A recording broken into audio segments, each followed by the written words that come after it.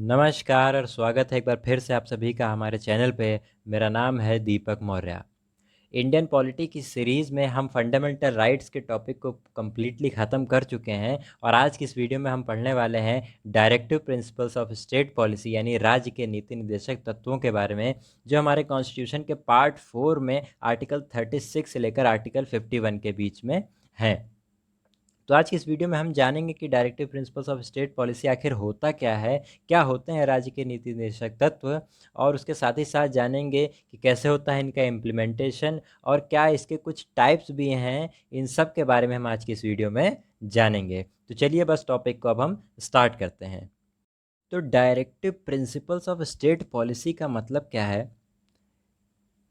Directive directive में एक word include है डायरेक्ट, जिससे जैसे मूवी के डायरेक्टर होते हैं उसके अंदर। तो डायरेक्टर का काम क्या होता है? डायरेक्टर का काम क्या होता है कि अगर मूवी का कोई सीन शूट हो रहा है तो उसके बारे में एक्टर को ये बताना, एक्टिंग करना एक्टर का काम है, लेकिन उसको करना कैसे है इसको बताने का काम जो है वो डायरेक्टर करता है, यानी वो गाइड करता है। उसी तरह जो हमारे डायरेक्टिव प्रिंसिपल्स हैं वो भी डायरेक्ट करते हैं, यानी कि वो गाइड करते हैं। किसको गाइड करते हैं? स्टेट को। स्टेट को गाइड करते हैं कि जो स्टेट की पॉलिसी होंगी, यानी जो भी कानून नियम या किसी भी तरह का लॉ जो भी स्टेट बनाएगा, वो बनाएगा किस ऑब्जेक्टिव को लेकर के, यानी कि उसके पीछे क्या प्रिंसिपल्स काम करेंगे, वही प्रिंसिपल्स हमें बताता है directive principles of state policy.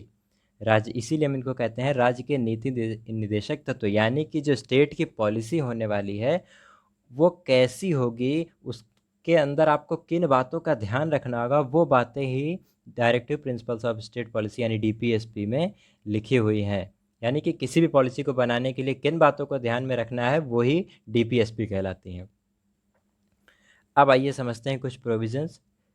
Constitutional adviser sir B N Rao suggested that personal rights should be divided into two categories, justiciable and non justiciable. तो देखिए, जो हमारे कॉन्स्टिट्यूशनल एडवाइज़र थे कॉन्स्टिट्यूशनल असेंबली के बी एन राव जी, उन्होंने ये सजेस्ट किया था कि जो हमारे राइट्स हैं, जो भी इंडिया के जो भी सिटीज़न हैं या भारत के जो भी लोग हैं, उनके जो राइट्स हैं, जो अधिकार हैं उनके, वो दो भागों में बटे होने चाहिए। टू कैटेगरीज, दो भागों में बटे होने चाहिए। पहला जस्टिसेबल, दूसरा नॉन जस्टिसेबल। अब ये जस्टिसेबल और नॉन जस्टिसेबल का मतलब क्या है?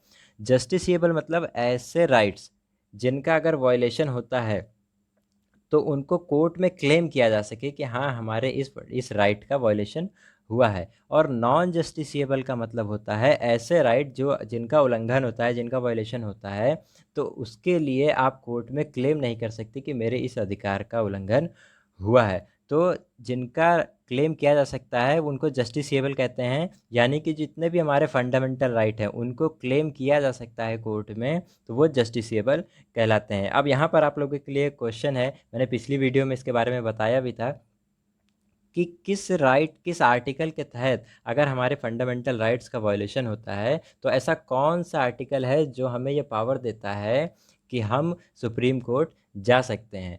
अगर इसके बारे में आपको पता है तो कमेंट बॉक्स में ज़रूर बताइएगा कि कौन सा आर्टिकल के तहत हम सुप्रीम कोर्ट जा सकते हैं। और अगर नहीं पता है तो डिस्क्रिप्शन में वीडियो का लिंक मिल जाएगा, आप जा करके उसको देख लीजिएगा। तो जो जस्टिसेबल हमारे राइट हैं उनको हम फंडामेंटल राइट कहते हैं, और ऐसे राइट जो नॉन जस्टिसेबल हैं, जो हमें मिले तो हैं, जो हमारे अधिकार तो हैं, लेकिन अगर उनका वायलेशन होता है, अगर वो हमें नहीं मिलते हैं तो हम उसके लिए कोर्ट नहीं जा सकते हैं। ऐसे राइट्स को हम directive principles of state policy या डीपीएसपी कहते हैं, जो कि आर्टिकल 36 से 51 के बीच में है। The constitution itself declares these principles are fundamental in governance of the country and it shall be the duty of the state to apply these principles in making laws। यानी कि कॉन्स्टिट्यूशन जो है वो खुद ये बताता है कि ये जो प्रिंसिपल्स हैं ये फंडामेंटल हैं। ये हमारे लिए तो फंडामेंटल नहीं है, नागरिकों के लिए, लोगों के लिए तो फंडामेंटल नहीं है, लेकिन गवर्नेंस के लिए, यानी जो राज करने की जो नीति है, जो सरकार चलाने का काम है, उसमें ये फंडामेंटल है। यानी अगर आपको सरकार चलानी है, अगर आपको लॉ बनाने हैं, मेकिंग लॉ, अगर आपको लॉ बनाने हैं तो इन प्रिंसिपल्स को आपको कंसीडर करना ही पड़ेगा। आप इसके आधार पर ही नियम या कानून बनाएंगे। These principles emphasize that the state shall try to promote welfare of people by providing them basic facilities like shelter, food and clothing. यानी कि ये जो प्रिंसिपल है वो इस बात पे दबाव डालता है कि जो राज्य है उसको इस बात की कोशिश करनी चाहिए कि वह सभी लोगों का वेलफेयर यानी कि सभी लोगों का कल्याण कर सके। कैसे कर सके? प्रोवाइडिंग देम बेसिक फैसिलिटी, उनको बेसिक फैसिलिटी जैसे आधारभूत सुविधाएं जैसे कैसे, जैसे रोटी कपड़ा मकान, हर व्यक्ति की बेसिक नीड ये होती है। तो ये प्रिंसिपल इसीलिए बनाए ही गए हैं कि सबको इस तरह की बेसिक सुविधाएं मिल सके और सभी लोग अपने आप को डेवलप कर सके, सभी का वेलफेयर पॉसिबल हो सके। इसीलिए डीपीएसपी बनाए गए। ये इसलिए बनाया गया ताकि किसी भी तरह का सरकार मनमाना कानून ना बना सके। अगर कोई भी कानून बनाए तो इन बातों को ज़रूर ध्यान में रखे, इसलिए ही हमारे कॉन्स्टिट्यूशन में डीपीएसपी का प्रोविज़न किया गया है। Taken from the constitution of Ireland, और ये हमने आयरलैंड के कॉन्स्टिट्यूशन से लिया है। और आयरलैंड ने जब अपना कॉन्स्टिट्यूशन बनाया था तो इसको स्पेन के कॉन्स्टिट्यूशन से इसको आयरलैंड ने लिया था। अब सवाल ये उठता है कि जो directive principles of state policy हैं ये नॉन जस्टिसिएबल क्यों है?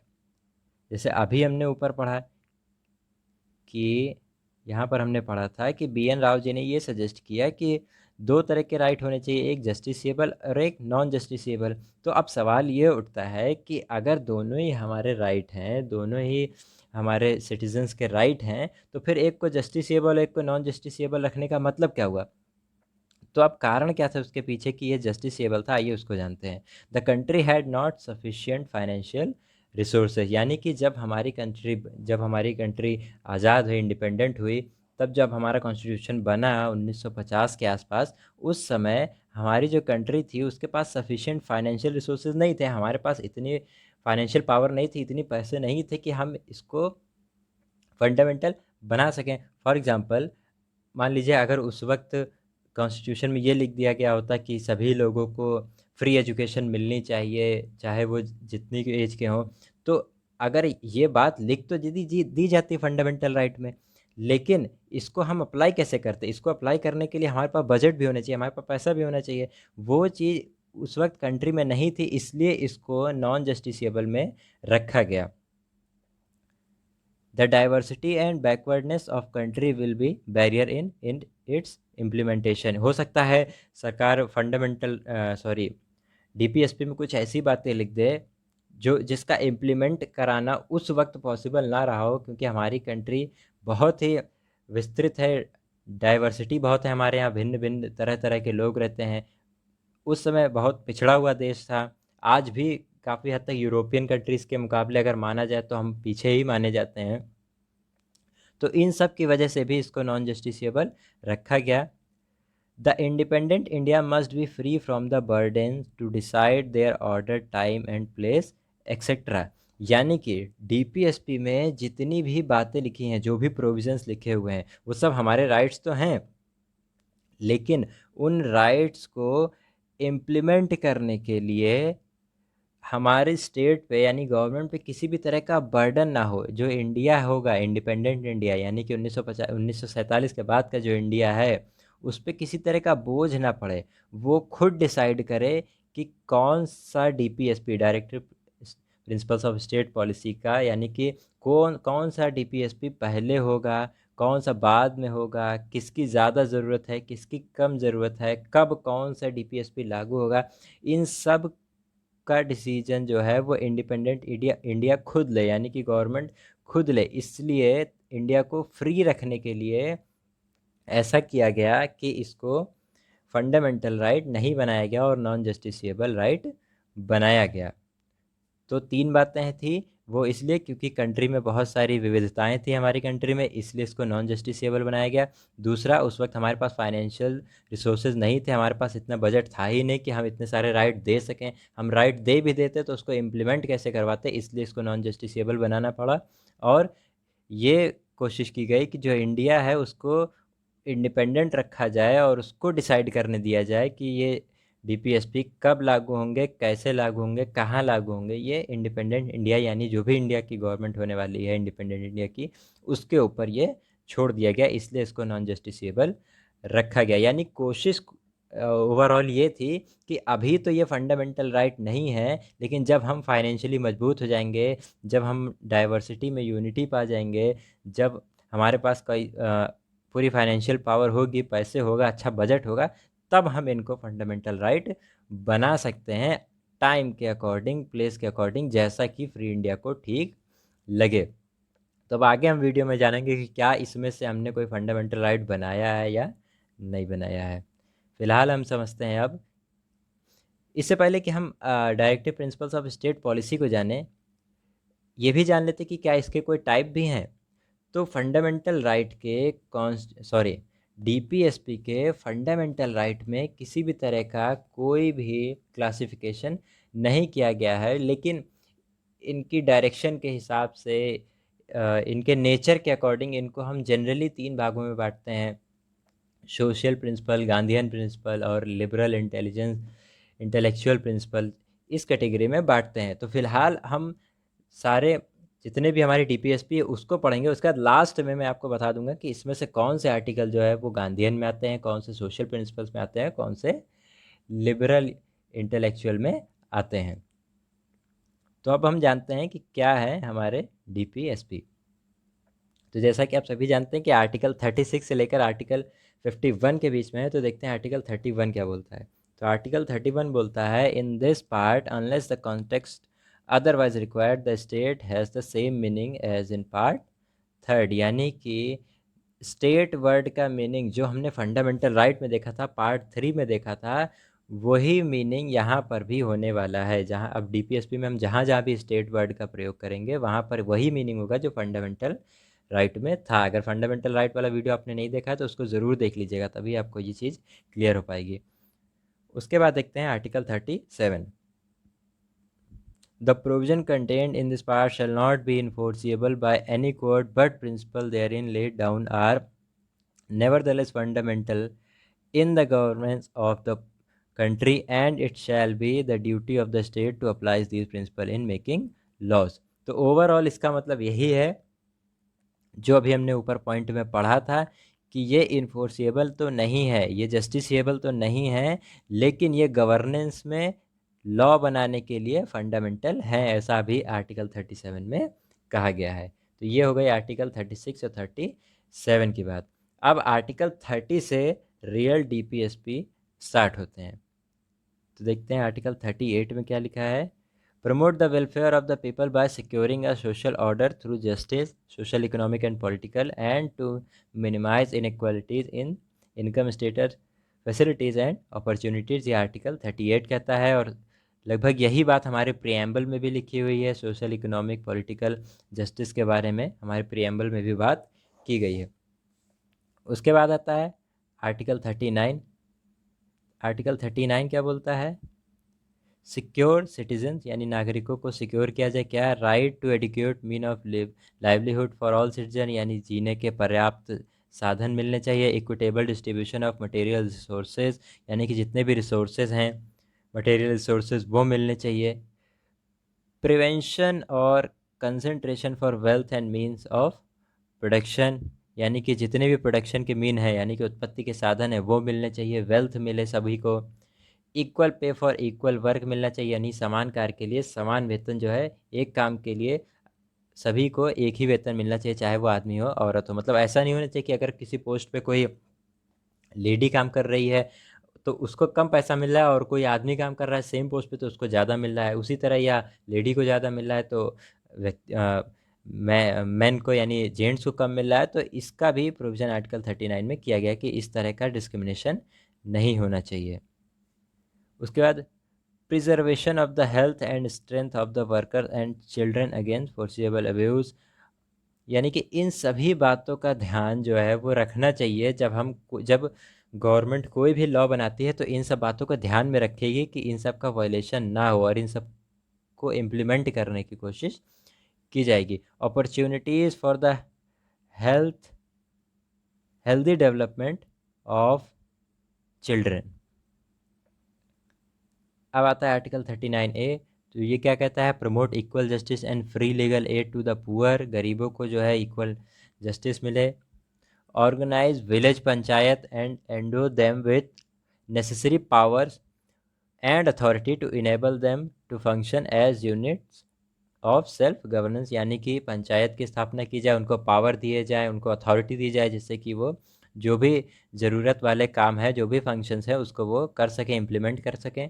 उसके बाद आर्टिकल 41 कहता है इन केस ऑफ अनएम्प्लॉयमेंट, अगर एम्प्लॉयमेंट नहीं हो, ओल्ड एज, सिकनेस हो, या कि ओल्ड एज हो, सिकनेस हो या बीमारी हो, या अनएम्प्लॉयमेंट हो, डिसेबलमेंट हो, सिक्योर, तो ऐसी ऐसी कंडीशन में सिक्योर करना होगा नागरिकों के लिए क्या, राइट टू वर्क, उनको वर्क मिले, एजुकेशन मिले, राइट टू पब्लिक असिस्टेंस मिले। ये सारी चीज़ें जो हैं वो आर्टिकल 41 में आती हैं। अब ये सभी हमारे राइट हैं, ऐसा नहीं कि ये राइट नहीं है, ये भी राइट हैं, लेकिन ये जस्टिसेबल नहीं है। अगर ऐसा होता है कि कोई व्यक्ति मान लीजिए अनएम्प्लॉयमेंट, किसी किसी के पास रोज़गार नहीं रह जाता है, तो अब यहाँ पर लिखा हुआ राइट टू वर्क, यानी कि उसको काम मिलना चाहिए, ऐसी गवर्नमेंट को कोशिश करना चाहिए, क्योंकि ये डीपीएसपी में लिखा हुआ है, ऐसा डायरेक्शन है।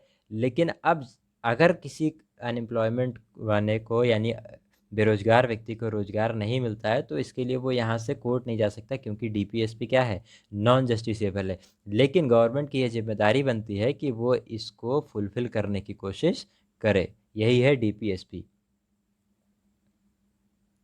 अब देखिए जो ये बात हुई थी कि नॉन जस्टिसेबल क्यों नहीं रखा गया, तो उसके पीछे यही रीज़न है। अब यहाँ पर right to work, right to education, इतने सारे राइट दे दिए गए हैं। अब उस समय अगर 1950 की बात करें, हमारे पास इतने पैसे, इतने फाइनेंशियल रिसोर्सेज नहीं थे। अगर उस समय ये कह दिया जाता कि सबको एजुकेशन मिले, सबको वर्क मिले, ये सब कुछ मिले, तो इन सबको पूरा करना इम्पॉसिबल सा हो जाता है, इसलिए इसको नॉन जस्टिसेबल रखा गया है। अब जब धीरे धीरे हमारे पास फाइनेंशियल पावर्स बढ़ेंगी, जब हमारे पास पैसा आएगा, बजट आएगा, तो हम धीरे धीरे इनको अप्लाई कराएंगे। और हम देख भी रहे हैं कि गवर्नमेंट ऐसा कर भी रही है। चाहे कोई भी सरकार रही हो, आने वाली सरकार बेहतरी के लिए ही प्रयास करते हैं और इन सब को काफ़ी हद तक फॉलो करने की कोशिश करते हैं। अब देखते हैं आर्टिकल 42 में क्या लिखा है। तो article 42 make provision for just and human condition of work and maternity relief, यानी कि बहुत ही ह्यूमन, मतलब एक दयालुता वाली कंडीशन, स्थिति बनाए, और लोगों के लिए वर्क, अच्छा वर्क ऑफ एनवायरनमेंट रहे। इन सब चीज़ों के बारे का भी ध्यान रखना चाहिए आर्टिकल 42 के तहत। आर्टिकल 43 कहता है promote cottage industries on an individual or cooperation basis in rural areas, यानी कि जो ग्रामीण क्षेत्र हैं वहाँ पर कॉटन, यानी कि कपास के जो उद्योग हैं उनको लगाने की कोशिश की जाए। उसके अलावा secure a living wage, a decent standard of living and social and cultural opportunities for all worker, सभी वर्कर्स के को एक वेजेस, मतलब अच्छा वेज मिलना चाहिए, यानी उनकी सैलरी मिलनी चाहिए। स्टैंडर्ड ऑफ लिविंग मतलब उनके जीवन स्तर में वृद्धि हो, ऐसा भी प्रयास करना चाहिए। आर्टिकल 43 ए क्या बोलता है, take step to secure the participation of workers in management of industries. ये बहुत इंपॉर्टेंट बात है, छोटी सी बात है लेकिन इंपॉर्टेंट है। Take steps to secure the participation of workers in the management of industries, यानी कि जो वर्कर्स हैं उनका पार्टिसिपेशन बढ़ाया जाए। किस में बढ़ाया जाए, मैनेजमेंट जो भी इंडस्ट्रीज़ का है। जनरली ये होता है कि जो भी वर्कर्स होते हैं उनको बस उनका काम बता दिया जाता है कि आपको इतना करना है, और उन मैनेजमेंट में उनसे कोई भी राय नहीं ली जाती। तो ऐसा हो सकता है कि जो वर्कर हो उसके पास बहुत अच्छे अच्छे आइडियाज़ हों जो मैनेजमेंट के काम आ सकते हैं। तो ऐसा आर्टिकल 43 ए में कहा गया है कि ऐसे स्टेप लिए जाएं जिससे कि वर्कर्स को मैनेजमेंट में भी पार्ट लेने का मौका मिले। इससे एक तो वर्कर्स की अगर एबिलिटी है तो वो भी सामने आती है, और उनका मोटिवेशन भी बढ़ता है, इससे ज़्यादा प्रोडक्शन भी होगा। अब आता है article 43 B, promote voluntary formation, autonomous functioning, democratic control and professional management of cooperative societies, यानी कि कोऑपरेटिव सोसाइटीज़ के बारे में बात की गई है कि हाँ इनका फॉर्मेशन किया जा सके, उनको फंक्शनिंग करने की परमिशन दी जा सके। इन सभी के बारे में, प्रोविज़न के बारे में आर्टिकल 43 बी में कहा गया है।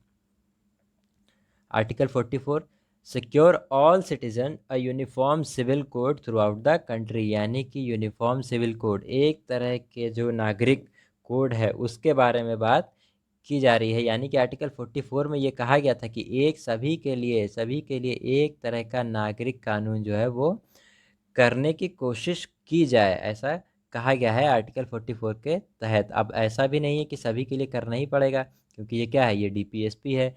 लेकिन गवर्नमेंट को कोशिश करनी चाहिए कि सभी के लिए यूनिफॉर्म सिविल कोड हो, ऐसा आर्टिकल 44 में कहा गया है। आर्टिकल 45 क्या कहता है? Provide early childhood care and education for all childrens until they complete the age of 6 year. यानी कि ये आर्टिकल कहता है कि जितने भी बच्चे हैं छोटे, जो 6 साल से कम हैं या 6 साल तक की उम्र के हैं, उनके लिए एजुकेशन का जो है वो प्रयास करे। प्रोवाइड अर्ली चाइल्डहुड केयर, यानी कि जो उनका बचपन का जो ध्यान रखने वाली काम है, यानी उनके हेल्थ से रिलेटेड, उसकी ओर ध्यान दे, और एजुकेशन की ओर भी ध्यान दे जब तक कि वो 6 साल की उम्र पूरी ना कर ले। और सरकार इस बात की कोशिश भी करती है, क्योंकि हमने देखा है कि जो भी न्यू बॉर्न बेबी होते हैं उनके लिए गवर्नमेंट बहुत सारी स्कीम चलाती है, उनको फ्री ऑफ कॉस्ट सारे टीके वगैरह जो भी लगाने होते हैं वो सरकार की तरफ से प्रोवाइड किए जाते हैं। जिसका मतलब सरकार आर्टिकल 45 को लेकर के काम कर रही है और ये सब कुछ प्रोवाइड करा रही है, इसकी ओर कोशिश कर रही है। लेकिन ये बात भी ध्यान देने योग्य है कि अभी तक इसको फंडामेंटल राइट भी नहीं डिक्लेयर किया हुआ है। क्या अब हमारे पास इतने रिसोर्सेज नहीं है कि हम 6 साल तक के बच्चों को उनका चाइल्डहुड केयर दे सकें, उनको 6 साल तक के बच्चों को कंपलसरी एजुकेशन दे सकें? क्या ये फंडामेंटल राइट नहीं होना चाहिए? मेरा आपसे भी ये क्वेश्चन है कि क्या आर्टिकल 45 को अब फंडामेंटल राइट नहीं बना देना चाहिए? आप अपने विवेक के हिसाब से इसका आंसर दे सकते हैं। आर्टिकल 46 देखते हैं क्या है कहता है। आर्टिकल 46 कहता है promote the educational and economic interest of SCs, STs and other weaker section of the society and to protect them from social injustice. यानी कि जो अभी हमारे SC, ST और अदर वीकर सेक्शन है उनको इकोनॉमिक क्षेत्र में शिक्षा दी जाए, आर्थिक क्षेत्रों में भी आगे बढ़ाया जाए, जिससे कि उनको सोशल इनजस्टिस यानी समाज में जो अन्याय की भावना होती है उससे प्रोटेक्ट करा जा सके, उससे उनको बचाया जा सके। आर्टिकल 47 क्या कहते हैं? Raise the level of nutrition and the standard of living of the people and to improve public health. यानी कि जो लोग हैं उनके जो न्यूट्रिशन मतलब उनका पोषण, यानी कि उनके स्वास्थ्य को जो है वो बढ़ाया जाए, और स्टैंडर्ड ऑफ लिविंग यानी कि उनके जीवन, उनके रहने की जो स्तर है उसको बढ़ाया जाए, और पब्लिक हेल्थ को जो है वो इंक्रीज़ किया जाना चाहिए आर्टिकल 47 के तहत।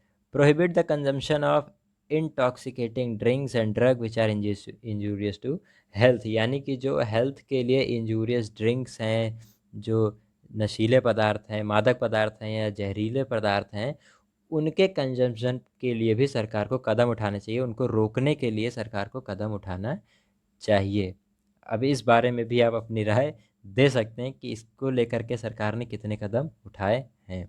आर्टिकल 48 की बात करते हैं prohibit the slaughter of cows. यानी कि जो गाय का जो भी हम कहें बलि देते हैं या उनको काटने की जो प्रथा है उसको रोकने का भी प्रयास किया जाना चाहिए, ऐसा आर्टिकल 48 में कहा गया है। Organise agriculture and animal husbandry on modern and scientific lines. देखिए कितनी अच्छी बात इस पे कही गई है कि हाँ, एनिमल्स के जो स्लॉटर है पहले तो उनको रोका जाना चाहिए, उसके अलावा हमें एक एनिमल हस्बेंड्रीज बनानी चाहिए, मतलब मॉडर्न तरीके से, साइंटिफिक तरीके से हम जो भी हमारे कल्चर था पहले ज़माने में भी हमारे इस तरह का होता था, हम एनिमल्स जानवर को गाय भैंस घर में पाली जाती थी, तो उसी चीज़ को प्रमोट करना चाहिए साइंटिफिक तरीके से, मॉडर्न तरीके से, ऐसा इस आर्टिकल में कहा गया है। ये बहुत ही मतलब हम कह सकते हैं कि हमारे जो संविधान निर्माता थे उनकी बहुत दूर की सोच के बारे में ये हमें बताता है, लेकिन इसको लेकर के शायद ही गवर्नमेंट ने कुछ प्रयास किए होंगे।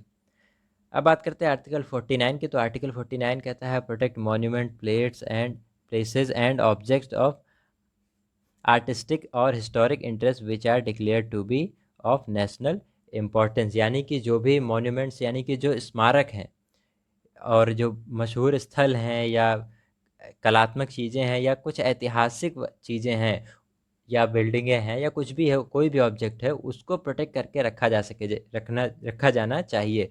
जैसा कि हम देखते हैं हमारी बहुत सारी ऐतिहासिक इमारतें हैं, जैसे लखनऊ की बात कर ली जाए तो इमामबाड़ा है, लाल किला है, ताजमहल, ऐसे बहुत सारी हमारी ऐतिहासिक इमारतें हैं जिनको हम मॉन्यूमेंट्स कहते हैं।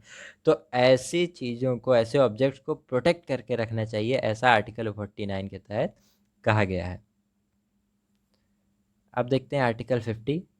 आर्टिकल 50 कहता है separate the judiciary from the executive in the public service of the state, यानी राज्य की जो पब्लिक सर्विस है उसमें जो जुडिशरी है, न्यायपालिका है, उसको एग्जीक्यूटिव यानी कि कार्यपालिका से अलग रखना चाहिए। अब जुडिशरी मतलब न्यायपालिका, मतलब जो भी हमारे कोर्ट से रिलेटेड मैटर होते हैं, जैसे हाई कोर्ट, सुप्रीम कोर्ट, ये सब जुडिशरी के अंदर आ जाता है। और एग्जीक्यूटिव के अंदर वो आ जाता है जो जो भी हमारे कार्य को इम्प्लीमेंट करते हैं, यानी जितने भी गवर्नमेंट एम्प्लॉयज़ होते हैं वो भी एग्जीक्यूटिव में आते हैं, जितने भी ऑफिसर्स होते हैं हमारे, चाहे वो जितने भी एडमिनिस्ट्रेटिव ऑफिसर होते हैं, प्रशासनिक अधिकारी होते हैं, वो भी सब एग्जीक्यूटिव के अंदर आते हैं। अब आते हैं आर्टिकल 51 में। तो आर्टिकल 51 क्या कहता है? Promote international place and security and maintain just and honourable relation between Nations, यानी कि जो भी हमारे पड़ोसी राज्य हैं या और कोई भी राज्य हैं पूरे विश्व में, जो भी देश हैं उनसे अच्छे रिलेशन बना के रखे जाएँ। Poster respect of international law, जो भी इंटरनेशनल लॉ है उनको फॉलो किया जाए, जो भी ट्रीटीज़ हैं उनको फॉलो किया जाए। जैसा आप सभी जानते होंगे कि बहुत सारे इंटरनेशनल ऑर्गेनाइजेशंस बने हैं, तो उसके अंदर कुछ कमिटमेंट्स होती हैं, कुछ ट्रीटीज़ किया जाता है, तो उन सभी को फॉलो किया जाना चाहिए, ऐसा भी आर्टिकल 51 में कहा गया है।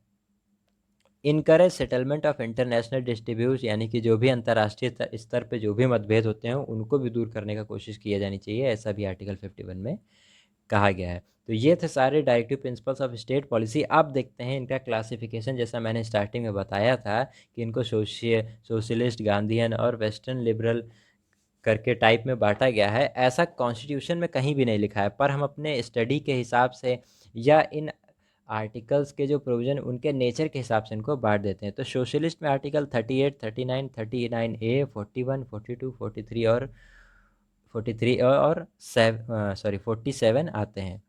गांधीयन में आर्टिकल 40, 43, 43B, 46, 47 और 48 आते हैं। उसी तरह वेस्टर्न लिबरल में आर्टिकल 44, 45, 48, 48A, 49, 50 और 51 आते हैं। ये सब आर्टिकल इसके अंडर में आते हैं।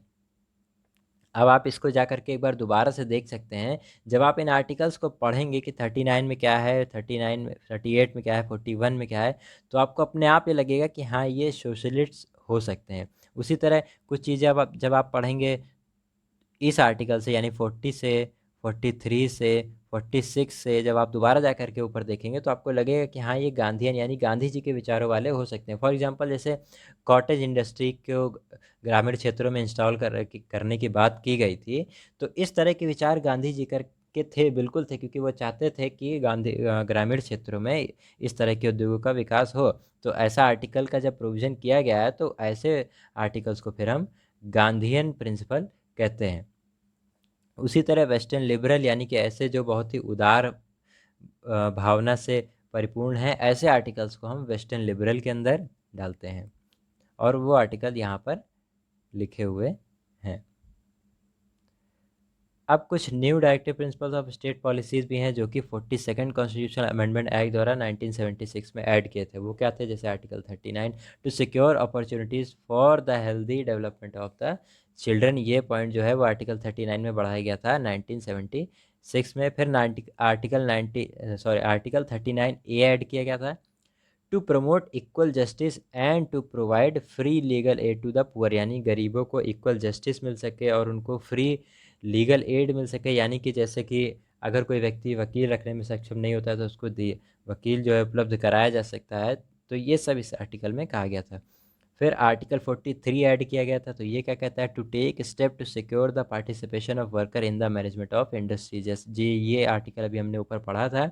ये आर्टिकल 43A जो है वो 42nd कॉन्स्टिट्यूशनल अमेंडमेंट एक्ट 1976 के तहत जोड़ा गया था। तो इनके बारे में आपको जरूर पता होना चाहिए कि ये आर्टिकल कब जोड़े गए थे। उसके बाद आर्टिकल 40A आता है जो कहता है to protect and improve the environment and to safeguard forest and wild life. बहुत ही इंपॉर्टेंट आर्टिकल है, 40A के तहत जोड़ा गया है। वो क्या है? हमें प्रोटेक्ट करना है इन्वायरमेंट को और जंगलों को और वाइल्ड लाइफ को, वन्य जीवन को, यानी वनों को और वन्य जीवन को। देखिए, वन्य और वन्य जीवन दो अलग चीज़ें होती है। फॉरेस्ट मतलब जंगल जहाँ पेड़ पौधे ये सब होते हैं, और वाइल्ड लाइफ का मतलब होता है जंगल में रहने वाले जो जंगली जीव हैं और उनका जो आपस का रिलेशन वो मिला करके बनता है वाइल्ड लाइफ। तो वनों को भी तो सुरक्षित रखना ही रखना है, वन्य जीवों को भी सुरक्षित रखना है, वाइल्ड लाइफ को भी सुरक्षित रखना है और एनवायरनमेंट को भी प्रोटेक्ट करके रखना है।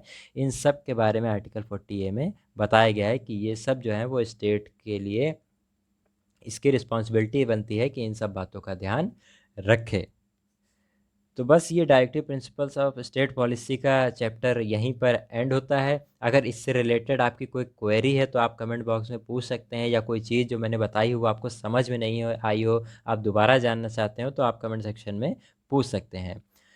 तो ये वीडियो आपको कैसा लगा इस बारे में भी मुझे कमेंट सेक्शन में ज़रूर बताइएगा। अच्छी लगी हो तो प्लीज़ वीडियो को लाइक करिएगा और दूसरों के साथ शेयर भी करिएगा। साथ ही साथ अगर आप चैनल पर नए हैं तो चैनल को सब्सक्राइब कर लें और नोटिफिकेशन वाले बेल आइकन को भी प्रेस कर दें, ताकि आपको आने वाली वीडियोज़ के भी नोटिफिकेशन मिलती रहे।